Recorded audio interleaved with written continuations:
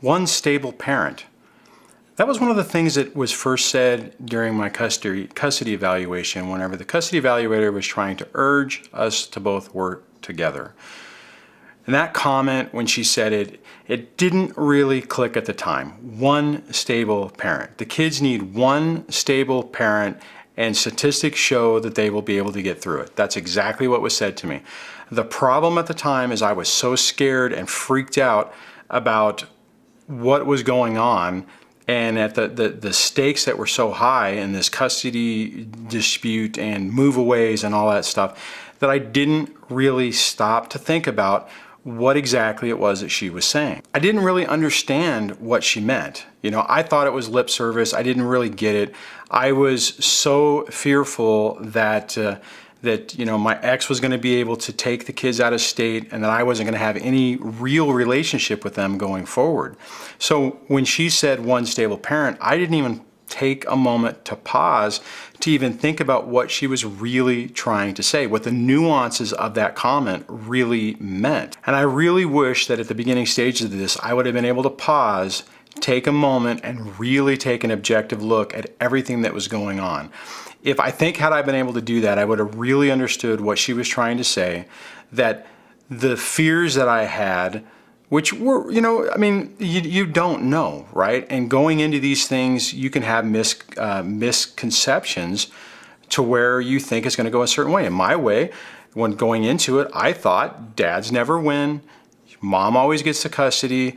It's a losing battle to try to fight for 50-50 or anything more. So I was really fearful that she was going to get primary custody and was going to walk out of the state with the kids. But that comment of one stable parent, it did burrow into my head, but it wasn't until much later that I really understood the significance of the comment and what exactly it meant. My problem at the time was I was so worried about what was going to happen, even once we started getting through some of this, that I was continuing to fight that silly fight. Whenever I knew that I was being triangulated or a smear campaign was happening, I was trying to fight those accusations head on. And the problem with doing that is it wasn't making my environment stable. It was actually adding and maintaining the chaos in my house and in my own reactions to everything, which complicated my entire relationship of what I was trying to do with the kids. But the simple truth is that one stable parent is enough to set up an environment that can protect your kids from this. Now, it doesn't necessarily feel like it from the beginning when you're first starting out on this, but I want you to think about that. I want you to think about that comment, that one stable parent can protect your kids from this situation. And as I progressed through this and I've actually started to see results on this, I can say that it really is true. And here's the thing. The more chaos I removed from my environment, the kids did better. I haven't talked about it in a long time because I really haven't had to experience Groundhog days in a long time. But in the beginning stages of this, every time there was a transition day when the kids would come back home, it would be a major ordeal to transition into, you know, my environment from their mom's environment. The more chaos that was removed, the better they did. The more stable my environment was, the better they did. And those Groundhog days got progressively better, or not better, but I mean, well, yeah, basically, they weren't as bad. The transition times, instead of being 2 full days, started, you know, it degrades, I mean, not degrades, but it gets reduced. It's to the point now that it doesn't even matter if they've been with their mom for an extended period of time. When they walk through the door, they acclimate almost instantaneously, unless there's something else going on, which does happen from time to time, but like 90% of the time now, when they walk through the door, everything is like they haven't even left. So if you can understand that fundamental truth, that fundamental reality that one stable parent can make a tremendous impact on your kids, it makes everything better and you really start to see improvements. But here's the bad part about this, is that when you're first trying to implement it, you don't necessarily see the improvements real quick. It takes a while for you to work through this, to build up into this, to really start seeing gains. But what I will tell you is if you can start focusing on that and you can get your environment in order and you can get your interactions with your kids better, you'll start to see those improvements rather quickly. The thing with that is it takes time for your kids to really believe that there's a change, to believe that the chaos is starting to go away. In the early stages of this, everybody was living in chaos. Before you left or before you were discarded, the entire situation was full of chaos. So just because you decide to change or you're trying to create a chaos-free environment, don't expect your kids to believe it instantaneously. They're going to need to see proof. And part of those transition days and part of those Groundhog Day effects is them pushing the buttons to really see if it's true.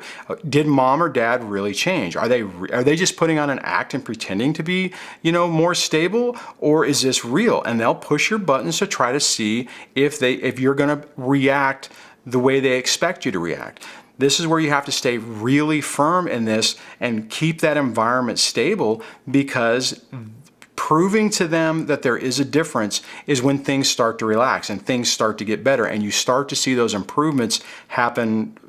They're like really like almost in your face at how, not how transparent, but how significant those transitions really are. And I'll tell you, it was tough for me. It was really hard when the kids were pushing really hard, and I was trying to do the best I could, and I was trying to build the best environment that I could, and they were, basically fighting me every step of the way. But I stayed firm on trying to be consistent and maintaining that consistency and that stability for them. And here's the real kicker.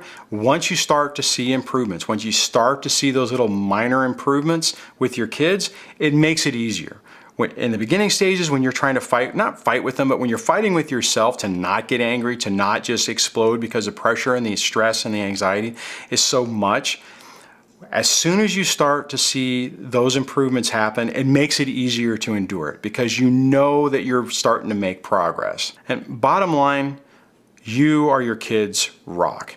I mean, you're the only one that is going to be able to give them that stable environment, to give them that path out of this nightmare, and to give them the stability to be able to actually make it through this. Now, that doesn't mean that it's not going to be easy, and that doesn't mean that they're going to completely turn on the other parent. They're probably not, because they're still going to try to be getting the attention, the love,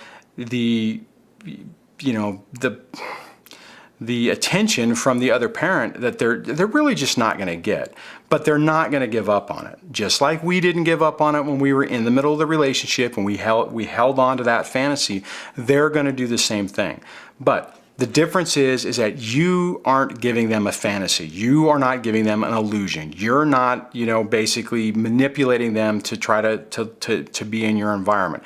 You're providing them a stable foundation, a stable environment for them to basically thrive in, to feel comfortable in, and to really understand what relationships are supposed to be and how interactions are supposed to be, how that, the attention and the love isn't conditional. It isn't dependent upon if they give you the right answer or if they don't say the wrong thing.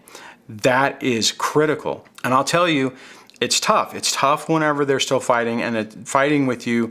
And even once that part stops, it's tough whenever they're still giving the other parent, a chance. And that rolls into the black hole thinking, the absolute thinking, which, that's a whole another video.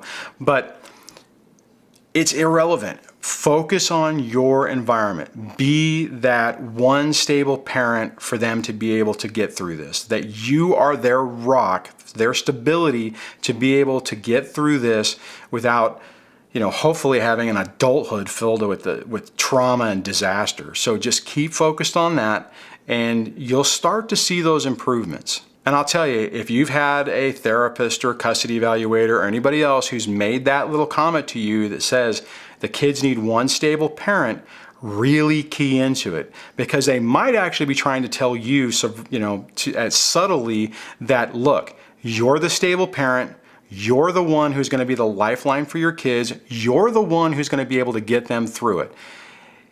It doesn't necessarily mean that it's going to be a walk in the park, because it's not, but hopefully that will give you the validation you need and the courage and the tenacity and the perseverance to basically keep working through this, to give that to your children. Okay, so I'm gonna wrap this video up. If you like this video, give it a thumbs up. If you like the channel, please subscribe. If you haven't had a chance to go over to the Dad Surviving Divorce website and sign up for the newsletter, please do that. And I will chat with you guys in the next video. Take care, bye.